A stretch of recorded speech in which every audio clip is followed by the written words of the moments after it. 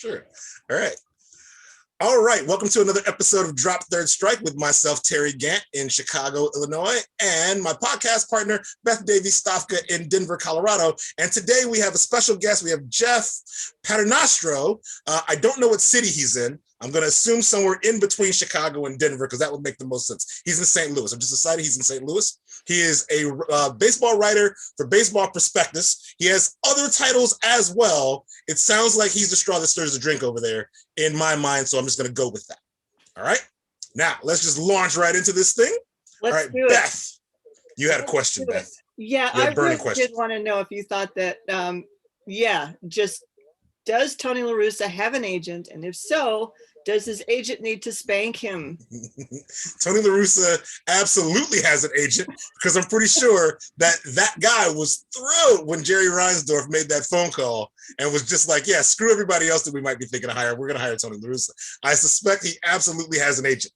He has an agent who is probably doing all kinds of double and triple duty, just managing Tony La Russa, probably. Yeah.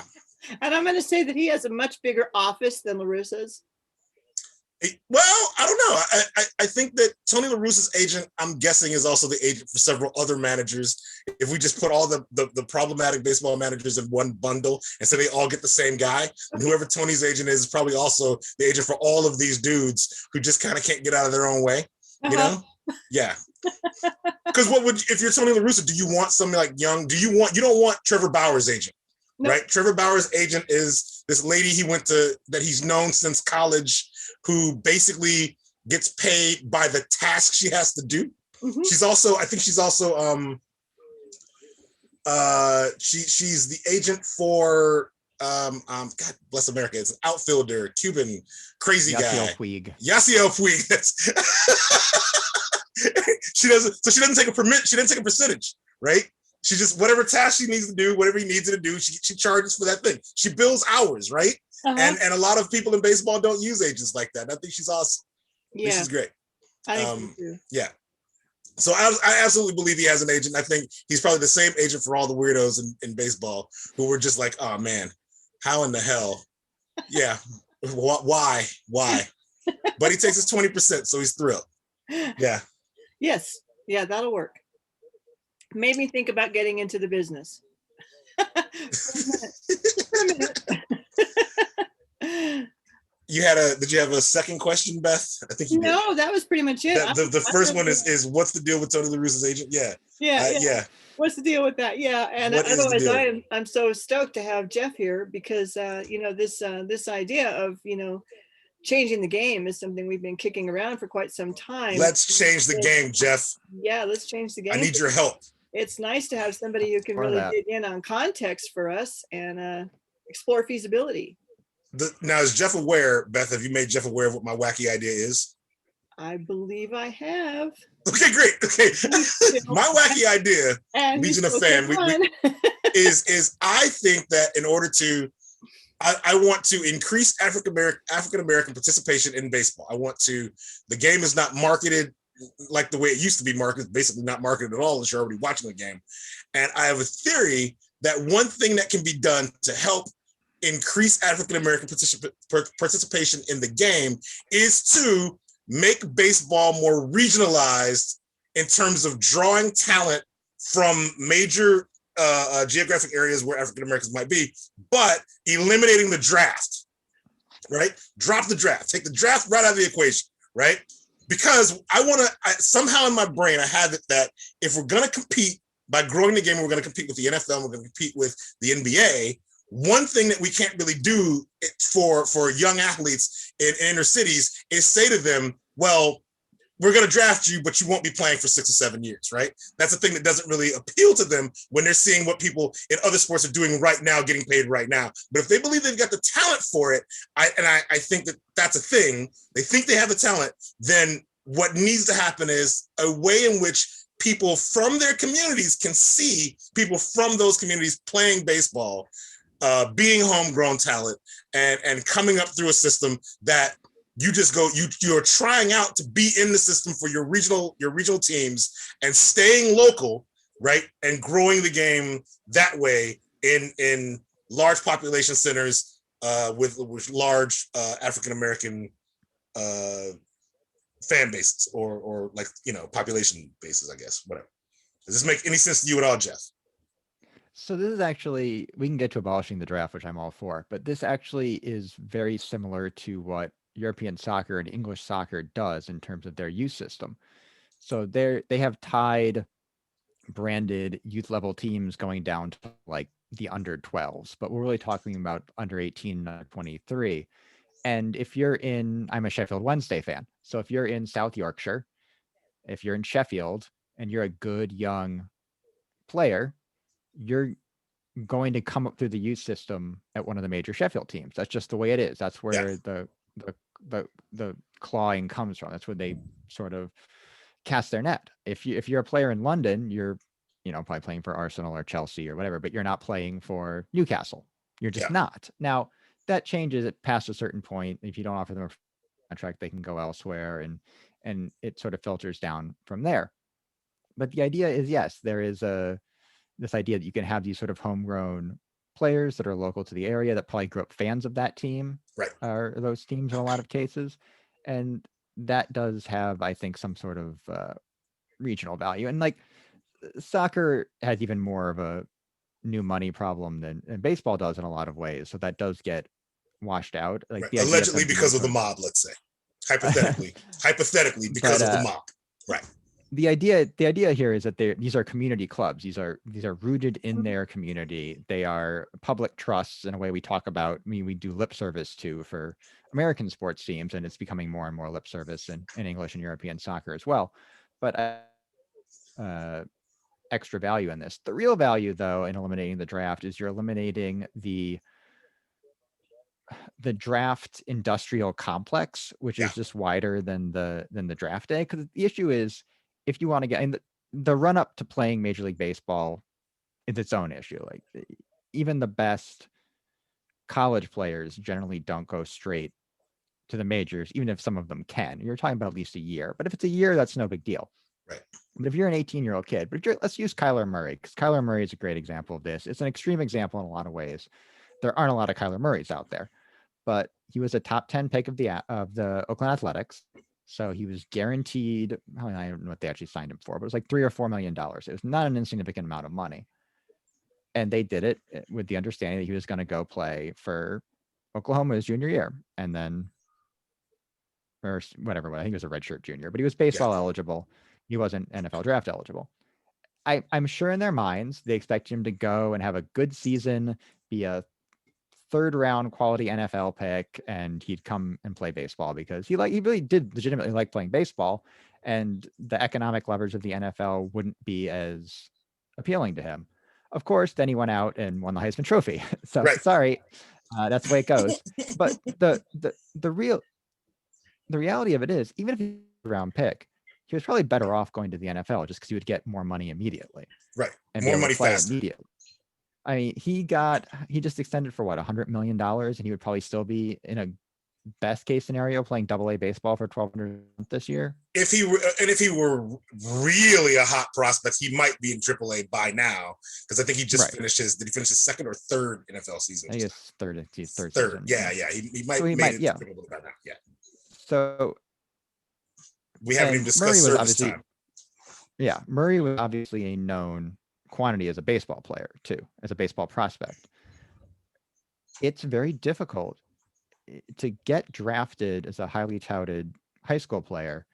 You're not just like, scouts just aren't showing up at your high school field anymore. Right. I did some coverage on a kid in Connecticut recently who is a true pop-up draft prospect. Like he has a perfect game page, so he's probably played some showcase stuff, but he basically got flagged early this season because they did some high school coverage. Your area guy might see some big early season games or something. But he got full national publications. I went out and saw him, and he's going to go in the second round this year. That does happen. But for the most part, if you're a high level high school baseball player and a high level going to be a high draft pick, you are playing year round showcase baseball. You're playing showcases in Florida and California. You're certainly your big regional tournaments, and that shit is expensive. Yeah, that costs a lot of money. It is a lot of these are pay to play, but just between private coaching and travel and whatever the team fees are.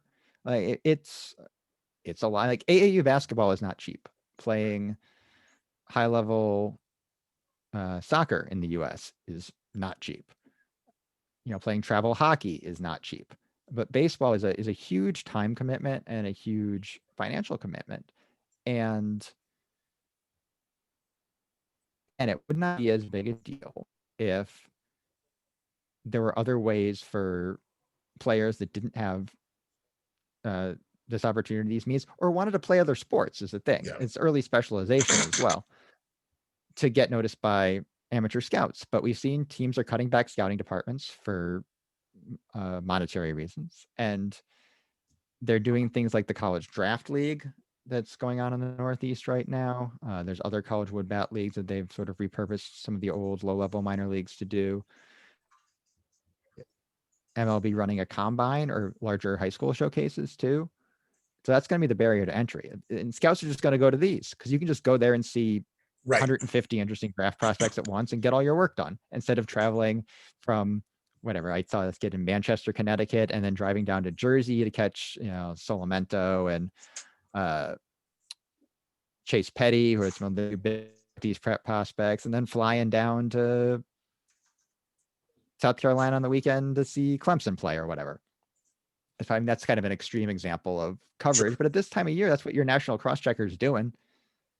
But if you can just go to a combine in June after the high school season is over and see the top 200 prep picks that have already been earmarked by 2 years of perfect game showcases and other area code games and other travel prep bat leagues and tournaments, then that makes it really easy for your scouting department. But that leaves out a whole swath of people. Yeah. So the idea that Terry has been floating about, I mean, Terry, you have a complex idea. Let's pull one part out and let's talk about this idea of starting more regional focus, right? I mean, how would that work? I mean, leaving aside what Jeff just said, which, barriers for sure, but it would also take reorganizing how scouts travel and how athletes are seen. Leaving that aside, what are the mechanisms? Like, suppose you wanted more players from the South Side to get interested in baseball. Obviously, I think you would want to expose them more to the White Sox and to the Cubs, right? And get them attracted to baseball by seeing people succeeding with the White Sox and the Cubs in significant ways. It seems to me like, okay, so I looked up a list of U.S. cities with the largest African-American populations, right? So New York, Chicago, Philadelphia, Houston, Detroit, Memphis, Baltimore, LA, DC, and Charlotte.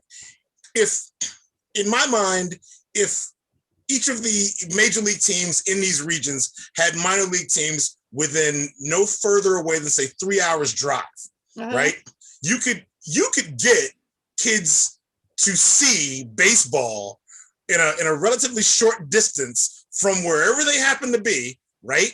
And then if you have players who good enough to try out for teams to make some of these minor league teams, not only are kids interested in baseball able to see baseball, they're able to see kids from their region playing in baseball games, right? And then have the major league teams that are in these regions, and some of these are very large cities, right? Drawing talent from these areas. To me, it seems like that's a way to keep people engaged, right? It's a way to keep people focused. Like right now, I didn't have time to do it, but I'm willing to bet, just knowing things like where minor league teams happen to be. One of the White Sox minor league affiliates is Birmingham, Alabama, right? But there's just no way that a kid from the South Side of Chicago, where I grew up, is making a trip down to Birmingham, Alabama to see the Birmingham Barons play. Even if you're going to see the future of your team, right? You're only going down there if you've got relatives in Alabama, right? That's a maybe. But because you don't see these kids ever on television, right? There's no way in which most kids would even know who's playing down there. But if kids from your high school ended up down there, right? Folks that like people that you've heard about already, because generationally they've been in your neighborhoods, right? Or the neighborhood next to your neighborhood, or the neighborhood next to that. When I grew up, we knew who the star athletes were in basketball in our city, even if they were across on the other side of town, right? We knew they were also going to then get, somebody locally is going to pick them up. Like we didn't have, I was in high school in the 80s. We didn't have a lot of basketball players that were going to play for Duke, let's say, right? But we did have basketball players who were going to go play for DePaul. Right. We did have basketball players who were going to go play for University of Illinois. Right. We knew who they were. Right. I'm wondering if right now another barrier to entry is the fact that the minor league systems, as they're currently constituted, aren't set up regionally near where the major league teams happen to be. It's kind of like during COVID, it was like, oh, look, it's great. We can just drive right up the road because it's COVID season. We want our alternate training site to be nearby. But when you start looking at not everybody's got an Iowa Cubs 2.5 hours away, right? Mm-hmm. They're all spread out all over the damn place. What if we made it so that they were more geographically located towards where these teams were, right? And then some of these cities that have large African American populations would end up with the ability within a couple of hours to just go and see some baseball and be a part, try out for these teams. Could that be a possibility without a draft?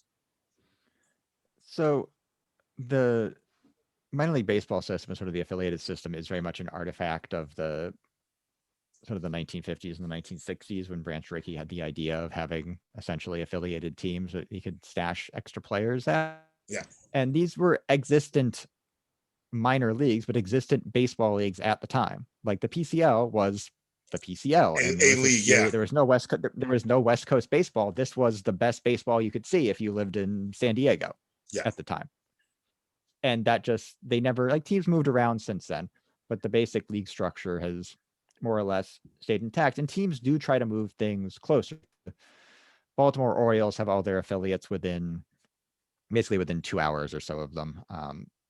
Now the Mets, outside of the spring training facility, have all of their teams very close. They have Syracuse, Brooklyn, and Binghamton. So all within the state, all within 4 or 5 hours or so.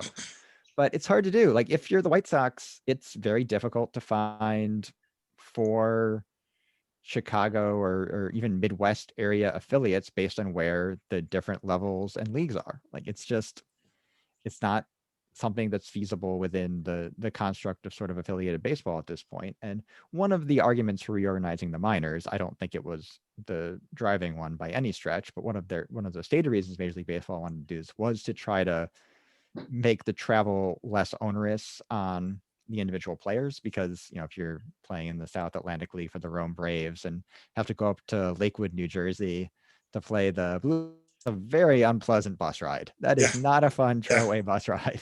Yeah. When you're probably leaving, it's probably a day game, but you're leaving at 5 p.m. and getting in at 2 a.m. and you're on a Greyhound, basically. A nice Greyhound, but you're on a Greyhound. So there's that. And there is, you mentioned the Birmingham being the White Sox AA affiliate.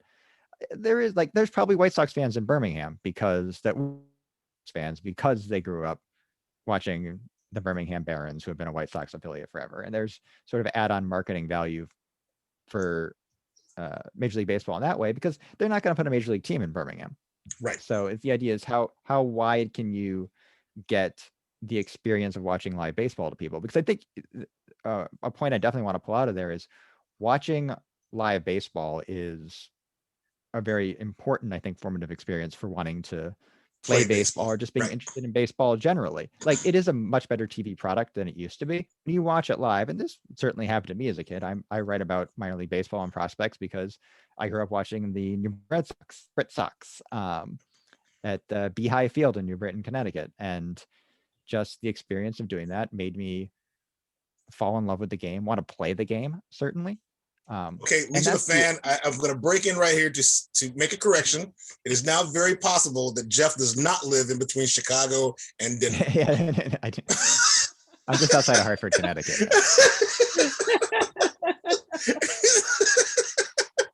Although I might as well be, because when I read the email, I completely screwed up the time zone and thought I was starting in my time instead of. This has happened to us, actually. What happens when I read my emails at 9 a.m. before I have coffee? Yeah, I've left Terry sitting around for 20 minutes before because I didn't know what time it was. Anyway. But I think I do want to say the other. It's not a problem per se, but it is a hurdle here. Is if you want to regionalize the sport, and I'm all for that as an idea to increase, participation in the sport for groups that just are sort of left out right now, you still have to get over the hump of to be good enough to get a major league team's attention, even for a low minor leagues team. You got to play a lot of baseball, and you got to be good at it. And it seems kind of like silly and obvious to say on its face, but baseball, like, you need 18 people in an area, and you need to play baseball games. You need to play baseball games from a young age. Like, you don't need to be only playing baseball games, to be clear. I think bringing back multi-sport athletes, and one of the things the draft used to have and doesn't have anymore are split contracts, where you could, or draft and follow deals, where you sign, agree to terms with a player, and they could go play. If they were good enough to play another college sport, they could go play a college sport, but you would retain their rights at the end of the 3 years or whatever. And they could, at any time, they could come back and play regular baseball. And like, look, you would get, some of those worked out, some of them didn't, but you would get players playing baseball. And it was primarily, to be honest, African-American players that could go and play college football or college basketball. And they would be able to do that, but then still come back. You would be signing players that would otherwise go and play college basketball and college football and just be to baseball probably forever. I think Desmond Jennings was an example of this with the Tampa Bay Rays, but there have been like several, and like, now you have the money to throw at them. But again, to go back to the Kyler Murray example, you're never getting Kyler Murray, but you're also not developing other Kyler Murray level baseball players, really, is the other thing. Right. So developing players from a young age is the hurdle that we're talking about right here. Yeah, I mean, it's money. It's investment in both infrastructure, marketing. Like, it's relative to other sports. It's expensive and complicated to install a baseball field somewhere, relative to something like, soccer, where you just need a big grass field, and you can put down draw some lines and put down. I live in Simsbury, Connecticut. If I'm driving up the hill, there's a big park that has like 7 soccer fields lined up right next to each other, where every Saturday morning there's 500 kids out there from ages 5 to 15 playing soccer games. Difficult to do with baseball. Like, we have one, I would guess, like standard level baseball field in the area, and it's at the high school. Yeah. And that, like, 60 feet, 6 inches, 90 feet between the base. Like, you got little league fields and stuff, but that's the only place to really play baseball in the area. And there are things you can do, and this is certainly something that is happening in baseball now. Like, you can do high level private instruction, especially if you're a pitcher. You can do stuff away from the field and drills, and hook players up to technology and warehouses and measure their swings and do high-speed video and refine their skills as baseball players that way. But ultimately, you got to play baseball, and you've got to create an opportunity for coaching, for growth as baseball players, before you even get to the level where we're trying to like maximize your spin rate. You got to know how to pitch. Yeah. And that's that thing is, we're talking about we're talking about problems that are certainly exacerbated by the draft, but happen long before these hypothetical kids would be eligible for the draft. It sounds like one of the things that is maybe that like we were talking about it earlier, the major barrier still becomes, in order to play baseball, a parent with a kid baseball interested, baseball talented, needs to be able to afford to get their kid to all the places where baseball is being played at a high level. And right now, somehow we kind of hit it where baseball has become so specialized because athletes aren't playing 2 and 3 and 4 sports at the same, consecutively or whatever in the course of a year. They're only doing baseball, which is to say someone out there is helping to train a pitcher and entirely focusing on his spin rate, right? Whereas he's not also being allowed to go out and, make sure he's got proper range of motion for being a wide receiver or like a cornerback or whatever the hell, right? It's like to get that level of focus for a 12, 13, 14-year-old kid coming up still requires parents to probably have more money than the average inner city kid in a major population that's probably going to be able to put out in a weekend. Right. If you go and look at where a lot of players are coming from right now, it's Florida and Houston, Texas, Florida suburbs, Houston, Texas suburbs, Southern California suburbs. It's become a very, very white middle class sport now. Which also gets to something else I looked up. I looked up the top college teams in 2020 and realizing that like Stanford, University of Florida, Harvard, UCLA, North Carolina, Princeton, Michigan, Cal, Vanderbilt, Georgia Tech, FSU, the University of Virginia, Duke, Yale, and Rice. Like, this is absolutely not a situation in which it like some of these are also top level academic schools, right? So your baseball scholarship is going to be significant for you to even get into these schools. And when Harvard's number 3 on the list, right? Like when Harvard's number 3 on your list of top baseball programs, right? And like, I don't know that I can name you maybe 2 Major League Baseball players who went to Harvard. There might be 12, I don't know, but like they're producing baseball talent somehow, I'm guessing. But in the Boston area, a whole lot of kids are going to go play football for, Boston College. I'm guessing. So the other thing here is if let's say you're a really good baseball player in high school, but you're not good enough to be drafted. Like you need to go to college and either get more experience or just more more time. Because, the players at age 16 aren't necessarily the best players at age 18, aren't necessarily the best players at age 21, aren't necessarily the best players at 28. Right. Mike Trout was a 20th overall pick or thereabouts. If you're a really good basketball player, like, look, we can talk about the NCAA, and God knows I have a problem with the NCAA. Sure. But if you're a top basketball player, everything's paid for. Yeah. If you're on a full scholarship, if you're a baseball player, they have, I haven't looked, I think it's like 13 and a half scholarships for the entire team. Right. So you're getting a partial scholarship, and a partial scholarship to Vanderbilt leaves you with paying a lot of money to go to Vanderbilt. Yeah. So they're not, again, you're getting a certain type of college student from a certain background in a lot of cases. So that's just the reality of it.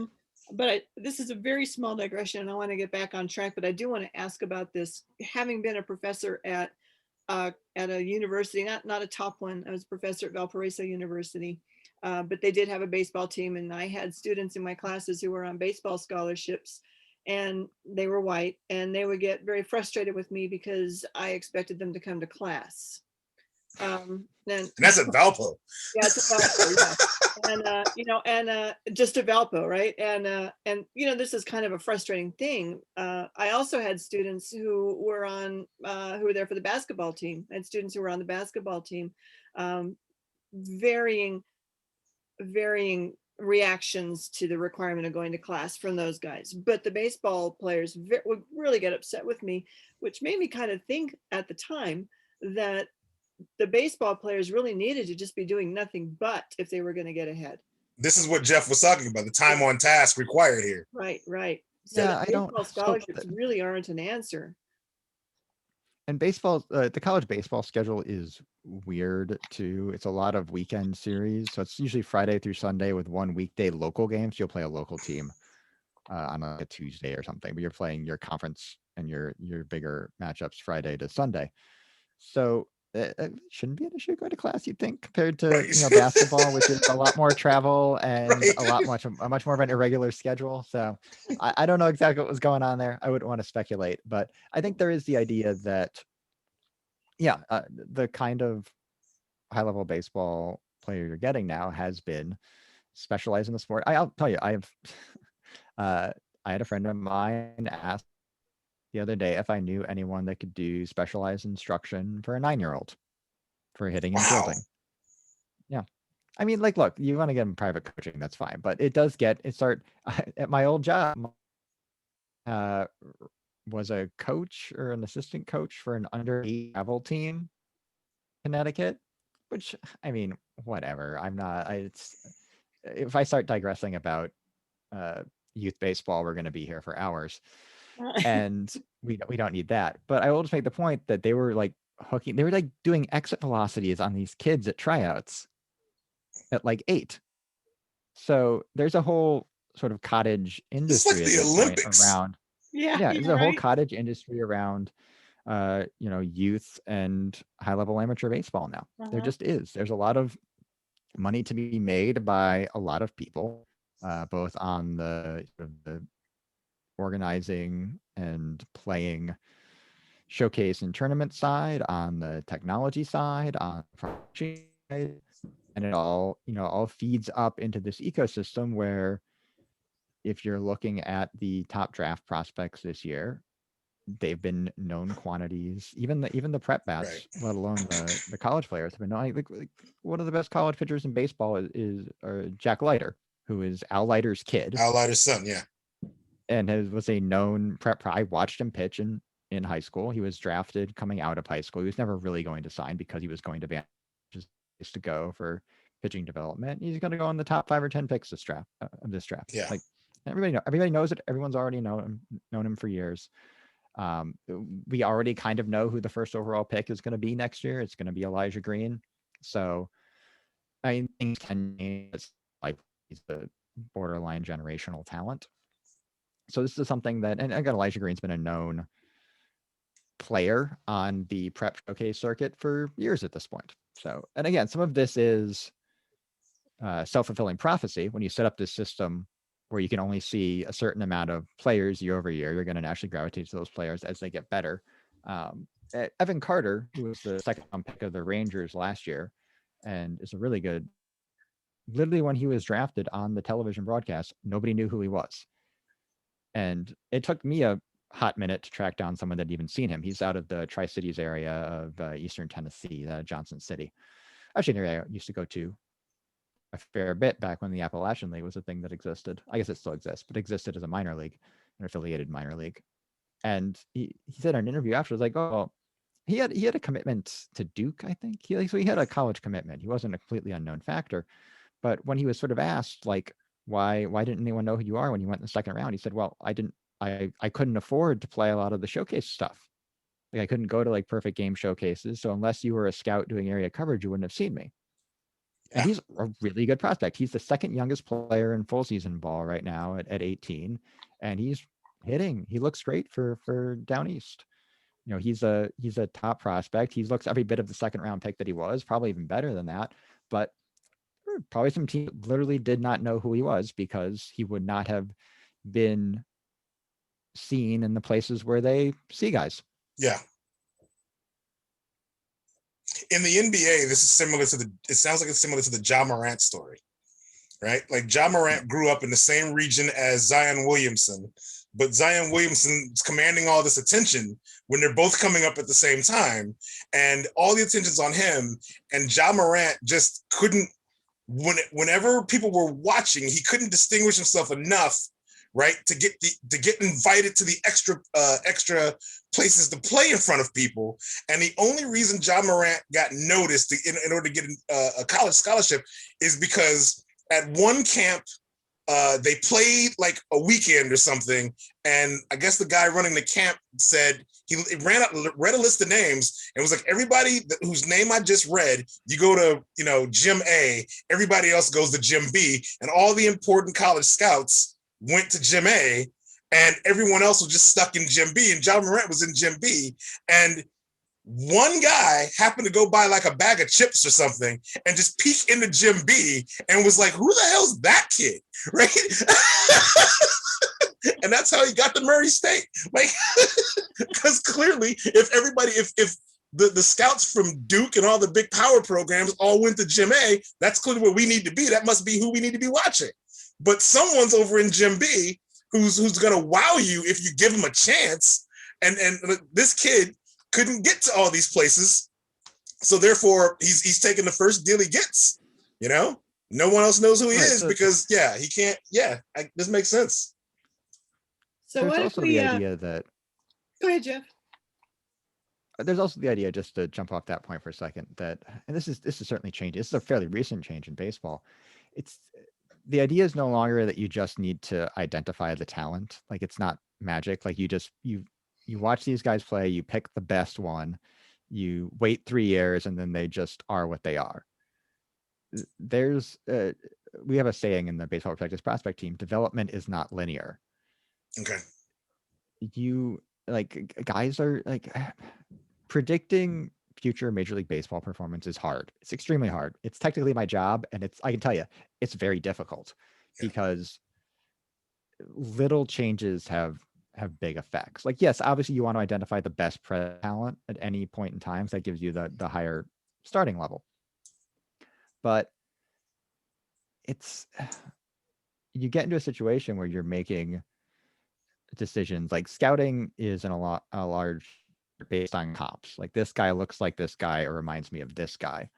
And if we're moving towards a world baseball where all the guys look like one thing, that's like where and like, this is something that we've really tried to avoid doing at Baseball Prospectus recently. It's like,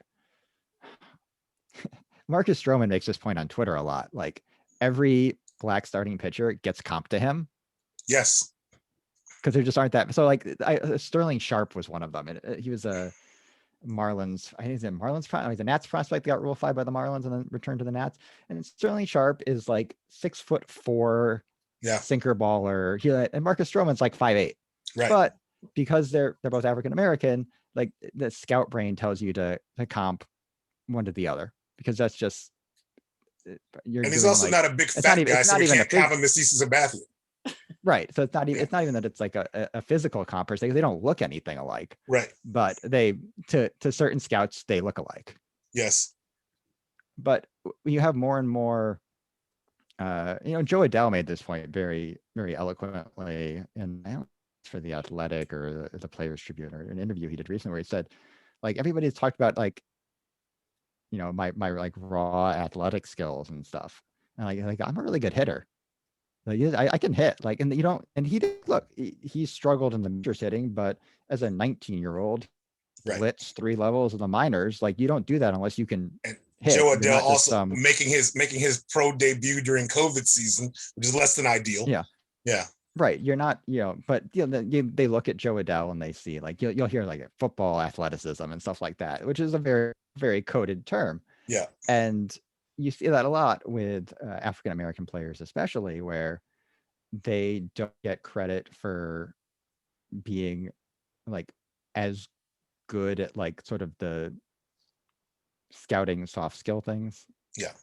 As like white players do. It's when we start talking about players being projection, off the charts athletic, but we're not talking about them actually being skilled. Right. Yeah.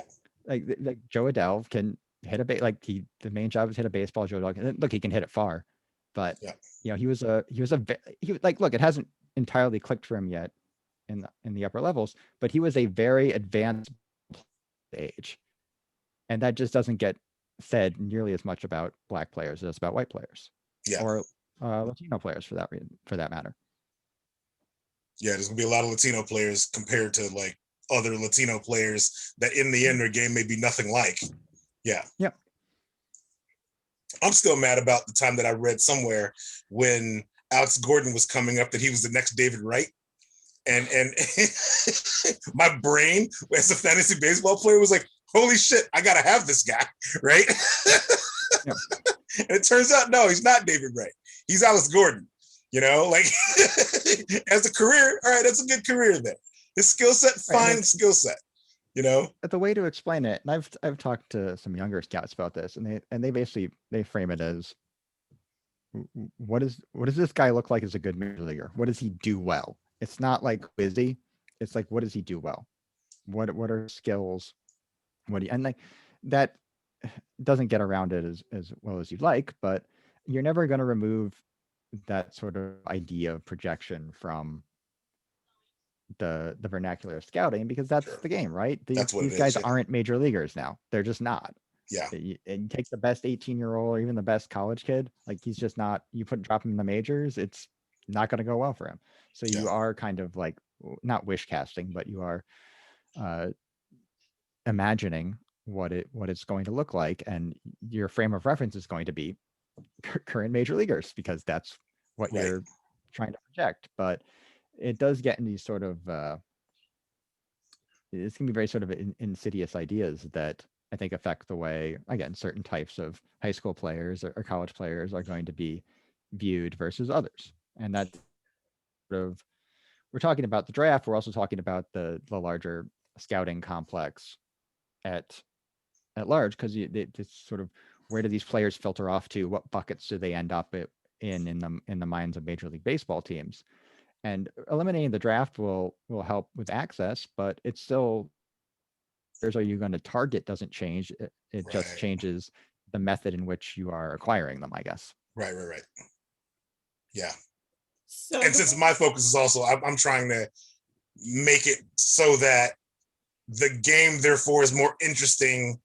If baseball won't run ads highlighting its best talent on anything other than a baseball game, how do we, I'm thinking that if we could see our talent on a regular basis playing around the area, then interest would grow that way. But the problem is still working through the very specialized training programs and right. You got to get from A to B. Like we all agree, you got to get to B, and we all know we're at A. It's just a matter of, it can't just be eliminating the draft. It has to be years before they get to the draft, and then we give them opportunities, better, more agency, and I guess in their future career choices after that. But we've got to get them to the point where they're, major league quality prospects, essentially, is what it comes down to. And we talked about basketball. I think basketball is a interesting reference point here, because minor league baseball is not the G League. It probably should be more like the G League. Yeah. And the minor leaguers don't make a living wage, and that's the other thing that really comes down to it. Eliminating the draft is a good step, but even if you were to keep the sort of the draft and signing rules in place, if you just told these players that, like, we're going to pay you $50,000 a year, just play baseball, you don't know other than the season, you can then, you don't have to go substitute teach or bar back or whatever else a lot of these, players that didn't get 7-figure bonuses have to do, because there's like the trickle down effect, right? There's going to be, let's say we do everything more or less right in terms of increasing inner city Black participation, there's still going to be sort of effect in this new within this new situation, and you still want the guys who maybe will be better at 24 than 20 to have an opportunity to stay in the game as long as possible. That's the other thing too, is that we see this now in the minors, like it just isn't financially possible for a lot of these players to stay playing minor league baseball and get better at playing baseball, because there's financial insecurity around it. They have to do other things. They can't focus solely on being, we talk about early specialization. It's not just early specialization, it's continuing to be able to specialize even when you're a professional, and being able to spend the time in the off season with a like specialized workout routine, and being able to get private coaching, or just, again, spend 8 hours a day, and whatever that looks like. It might not just be doing baseball drills all the time. It might be working out, running, nutrition, any other number of things. Being able to do that, and again, not having to go be a substitute teacher because you're not making any money. You made $8,000 after taxes for 6 months, and not getting paid again until April 1st. That was going to be my next question. You mentioned $50,000 being like kind of the salary. That's only being paid during the season, right? So like when we're not in season, spring training in a lot of cases. Yeah. You get a per diem for like meals and stuff, and I think a housing allowance too, although that varies by team. Well, like one of the big things that just came out last week is like the Houston Astros are paying for apartments for all their players. Yeah. In the minors, because in a lot of cases you have to find your own. This is something that's actually become more of an issue in COVID times, is that teams don't want 8 players in an apartment anymore because of protocol reasons, but they're also not ameliorating the cost of living in these. These players are all paying for their own apartments. It's often for like a half season, because you can get, if you're in Birmingham, Alabama, as a White Sox prospect, you could be there for 4 months and then you get called up to Charlotte and you got to find a new place, and you're paying whatever the off the top in Birmingham for an apartment by the park, with probably staying with 4 of your buddies on the team, and maybe they get called up before you, or one of them gets hurt and has to go get Tommy John surgery, and you're trying to find a replacement. It's just a bunch of stuff that's not related to playing baseball and becoming a better baseball player. Like, we phrase it this way: it's, you are trying to develop high performance athletes, and that costs time and money. But the current structure of Major League Baseball, and this is its own problem, but it also is what it is, in terms of incentivizing teams, you make an incredible amount of surplus value as a Major League team if you have good players in their first 6 years of team control. The 3 pre-arb years and the 3 arb seasons. Right. Fernando Tatis obviously just signed a huge extension, and Ronald Acuna signed a significant extension as well. So I'll use like Juan Soto as an example. Juan Soto is one of the 10 or 20 best players in baseball, and he's making in the bottom 5 percentile of yearly salary.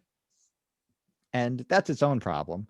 But that's incredibly valuable to the Washington Nationals, because they have this great player that they don't have to pay, like Max Scherzer, who gives them about as much value as Max Scherzer, which then allows you to go sign Max Scherzer, and you don't have to sign 2 Max Scherzers. Yeah. Basically. So you want to try to get these players. You want good young players. It's much more expensive to go out in the free agent market.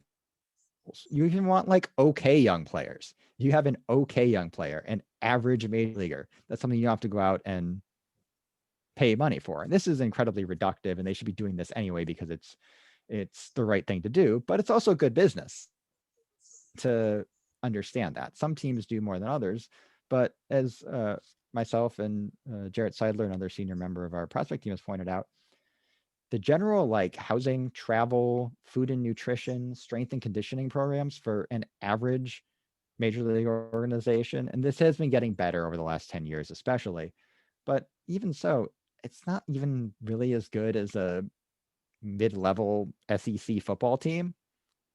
Like, they've figured all this stuff out. Okay. Because, to an extent, they understand like players need to sleep a certain amount of time per night, and they should be eating meals, and they should be eating balanced meals and not Chipotle off the team bus at 6 p.m. driving from Kannapolis to Aberdeen or whatever. Sure. And we said, like, it's like it doesn't take much. The margins are so thin for all these guys. Like, the difference between being a Major League Baseball player and not, for a lot of players, is very thin. You want to maximize every chance they have. And again, because it's a thing to do, but also because it's good business for you as a Major League Baseball team. And they really don't do any of it well. Like, they've gotten better. We're long past the point of like the jar of peanut butter and jelly on the post-game spread with a big loaf of Wonder Bread or whatever that some of these minor league teams used to have.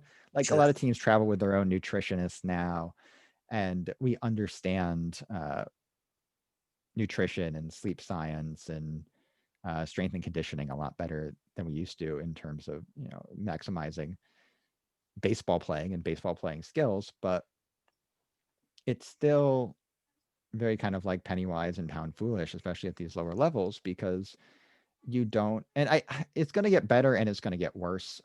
It's going to get better in so much as I think they've been shamed that like the really bad stuff's not going to happen anymore, but it's going to get worse because these teams no longer see having good baseball and baseballing stuff happening in their organization, specifically tied to how much money they make in a given year.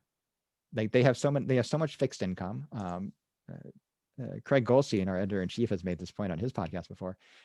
Baseball teams are becoming real estate companies in a lot of ways. Like the land around the stadiums is more valuable to them than the product on the field or getting the fans in the stands. And the TV contracts guarantee a certain amount of money as well. Like it doesn't really matter if you're the Colorado Rockies or the Pittsburgh Pirates or if you're the New York Yankees in terms of guaranteed baseball revenue. Like there's some ancillary stuff. You know, you're gonna sell more Aaron Judge jerseys than Ryan McMahon jerseys as a matter of course. But that's true, I think, whether the Yankees are good or bad, because it's a team in that way, in the way that the Rockies aren't. But I've kind of lost the plot here a little bit, the original topic, I think. But it is all part of a wider issue where it's how do we make baseball better? How do we make baseball a more watchable product? And it ends up being like discourse on did Fernando Tatis stare at his amazing 2-out game home run for a half second too long, or instead of with everything that we've talked about. This is hilarious too, because it is the suggestions get to be things like move the mound back and let's investigate the sticky stuff, right? I've heard more talk about sticky stuff in the last 4 days, right? And it's like baseball has its problems are an iceberg, right? And Fernando Tatis staring at something, like this isn't even the things that lead you here. On the iceberg, that's all that is. Yeah, like this sticky stuff debate. The hell? Fernando Tatis isn't the best example of this because again, he's the son of a fairly notable major league player. But you know, the way that Fernando Tatis got into baseball was probably some scout saw him at 14 or thereabouts and got him to agree to. He didn't make a ton. I think it was like low six figures. He wasn't a huge bonus to agree to that deal, and then he had to honor that deal for the duration of until he turned 16 or the July 2nd after he turned 16. The team didn't have to. The team could have backed out at any time. Yeah. So the way we, and again, this comes in the draft too, the way we sort of funnel kids, and they're all kids for the most part, into this sort of baseball apparatus does have to change, and the draft is certainly part of that. But I think we've covered a fair number of other avenues that would improve it as well. Yeah. So what's the? I mean, I guess what I want to know, just sort of by way of wrapping this up with you, Jeff, although you could just stay for another 3 hours and continue to edit. My goodness. But what's, I mean, I don't want to call this prognosis, but it sounds to me, based on everything we've talked about, that the only thing that's going to bring more African-American players into the sport who are not, as Terry likes to say, born with silver spoons, is it's going to be a matter of political will on the part of teams and communities, right? Yep. That's so it has to if we talked about Chicago, let's stick with Chicago for a second. Foundation, which does sort of work in terms of trying to get more inner city participation, but it is money. It's money. It's all money. It's what it sounds like. Yeah. It's sort of the infrastructure to play the game, but it's also the cost of going to see a White Sox game. Yeah. It's the cost of the cable package to see the White Sox or the Cubs play on TV, assuming you have a cable company that gets the Marquee Sports Network or whatever it is. And if you don't, you can't even spend the $100 for MLB TV because you'll be blacked out from actually watching the local team. This is where it all starts, right? It starts with a connection to the local team for the most part. You watch baseball because realistically, you can watch baseball and you can absorb baseball before you can realistically play it at any level. Whether I started watching when I was 5 years old. I started playing t-ball when I was 6. And it's sort of that keeping that connection, throughout childhood and throughout. Like, look, we're going to set this up. We're going to go into underserved areas in the south side of Chicago. We're going to get we're going to drop however many baseball fields in there that we need to. We're going to set up a league. We're going to have X White Sox players that are connected to the team help out and be like coaches for a week, and like stuff like that kind of connection. You go and have, I don't know, Frank Thomas or whoever show up for a week and do it. Like little things like that. We can do all that. And at the end of the day, yes, hopefully we are going to get more, high level Black high school players getting drafted, going to colleges and playing. And yeah, I mean, realistically, not a lot of them are going to make majors because not a lot of good baseball players make the majors. Not a lot of anybody makes, yeah. Right. But you're going to create this, create this fan base. You're going to create this connection to the sport. Some of them are going to go off and write about baseball. They're going to become baseball writers. They're going to become baseball broadcasters. They are going to become scouts, or because they have this sort of foundational knowledge of how baseball works now, they can go and scout for a team. They can work in player development. They can change the faces of scouting and player development. So the players coming in behind them get more opportunities. Mm-hmm. Like this is a 50-year project. It's generational. Yeah. It's a generational plan. And the problem is baseball is looking less like I worry that the leadership, whether in the league or team owners and front offices, aren't looking at themselves as stewards of the game, because I know they're looking at, I don't want to say monetizing the rot, because that's a little bit of a sort of a cliche, but they are looking at these sort of short-term financial goals. They are looking at, because realistically, these ownership groups, they're not, these aren't family businesses anymore like they were 30 years ago. It's not the now they're looking at building a hotel across the street from the ballpark. They're looking at and then tearing out the donut shop, selling the team to the hedge fund and keeping the hotel, and charging the team to use the hotel. Yeah, it's all it's a tent pole. It's a tent pole business for something larger, and there's no need to worry about the future of the game or even really run put a good baseball product on the field. It is sort of, again, it's guaranteeing, it's a disaster capitalism in a way. It's guaranteeing certain financial incentives. It's loading the team down with the debt of building the hotel across the street from the stadiums. The hotel shows a ton of money on paper and reduces their tax burden. It's all, this is what it is. I'm not saying baseball is a giant money laundering scheme, but it's probably closer to that than we want as fans of this. Yeah, we're approaching it from two different directions, right? We got the money laundering scheme over here that isn't a money laundering scheme, but kind of is. But over here we have if you've got money, you can do the travel, you can do the specialized instruction to get into the racket, right? Yeah. You can be a participant in the syndicate that is any form of baseball at a professional level. Major League Baseball isn't even pretending anymore. Like Rob Manfred talks about this one baseball idea, and if you really drill down to what he means, is that Major League Baseball wants their cut wherever baseball is being played, whether it's a showcase circuit. Yeah, that's true. So, what do you think, Terry? I got one last question. Should we go for it? Make it the last question. Yeah, we'll make this one. Yeah. Yeah. Okay. Because this, to my mind, the thorny and difficult and what feels like insurmountable path that it would take to increase African-American interest in and participation in baseball. Okay, we did that. We got this down to where it's a question of political will. We see that that's perhaps not there at the highest levels, right? Yeah. I mean, as long as baseball is profitable, that's where your will is going. You're not going to have extra nuanced political will. This becomes one of America's problems, maybe America's real problem, is that African Americans don't, quote unquote, win in any arena because of being a minority, of the fact of being a minority. I mean, even if every African American in the nation could speak with one voice, one solid block voice, it would still be a small voice compared to how many white people there are.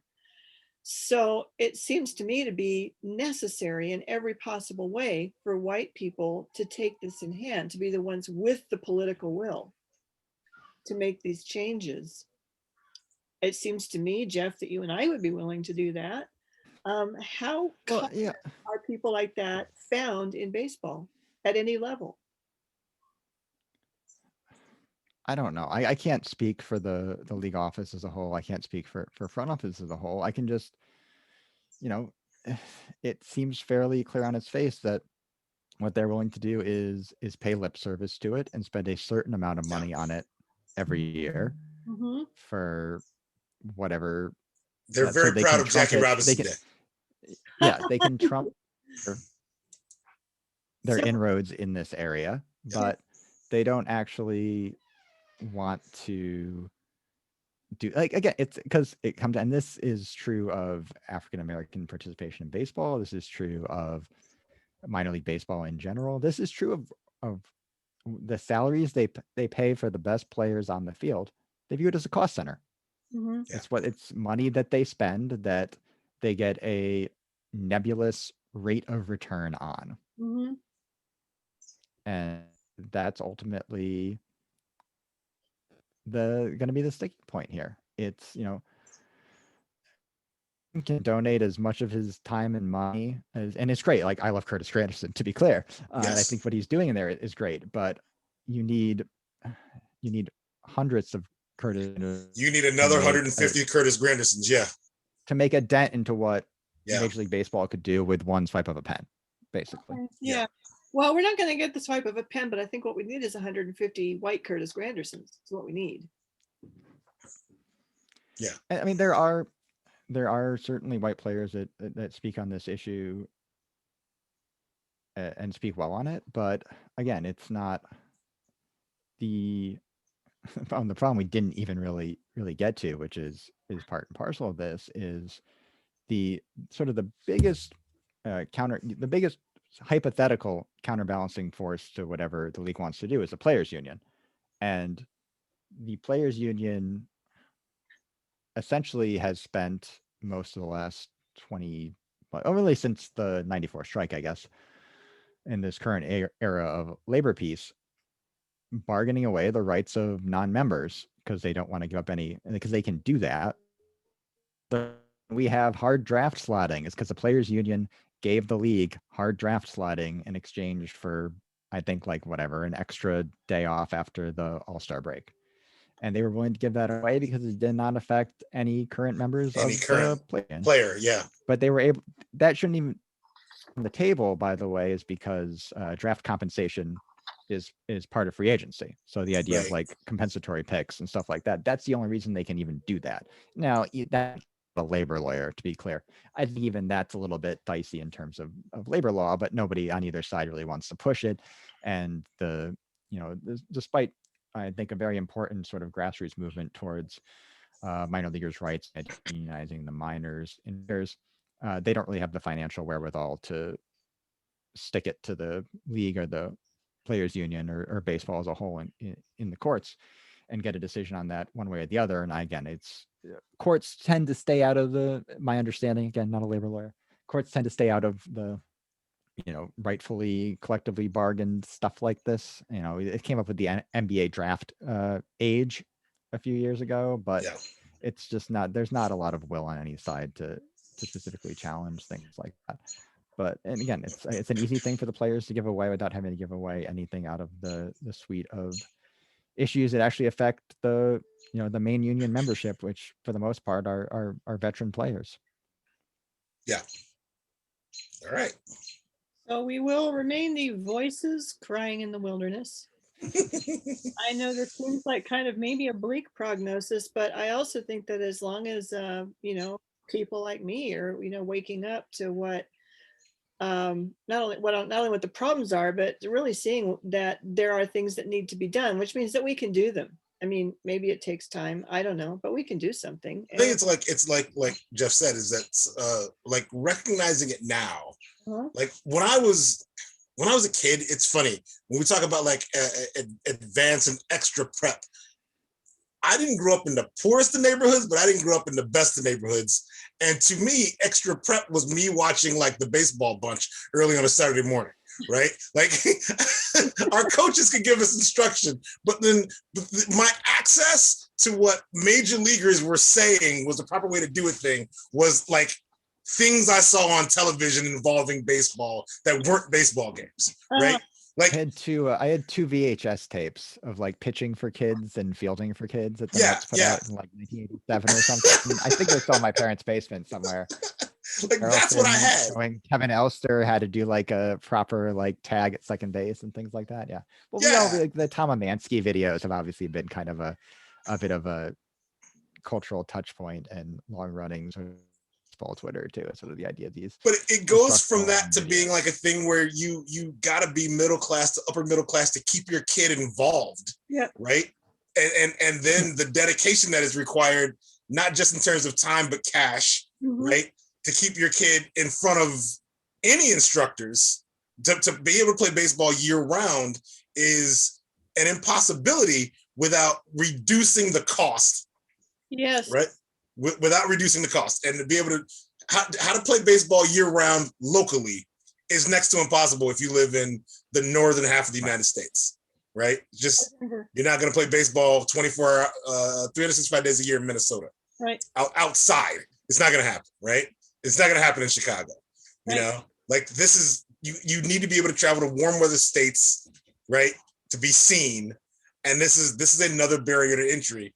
And this is why it's going to take 200 Curtis Grandersons, because someone's got to raise the cash to get the inner city teams places, right, to get them housed, to get them fed, right, to get other ex-major leaguers to show up, right, to get a coaching staff or a specialized coaching staff in place everywhere they go. Equipment. Right? Equipment. Yeah. Yeah. We are. You're never like plan. The genie is not going back in the bottle here. Like, no. This is just what.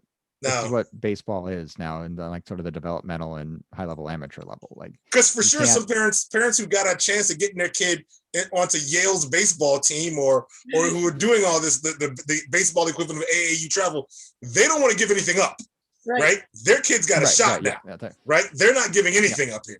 You know, you're having to catch up. Like you can't. Yeah. Yep. Yeah. Like there's no like you can get more. You can hire more scouts and send them to more places. Yes.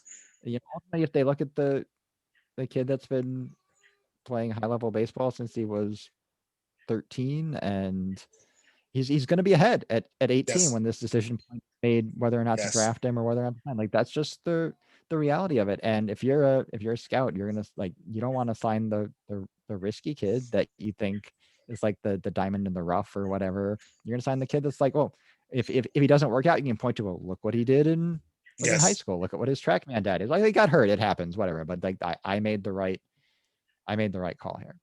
Yeah. And then whatever happened after that. Like, you can't. It is kind of like a bit of a managing to the press conference kind of attitude.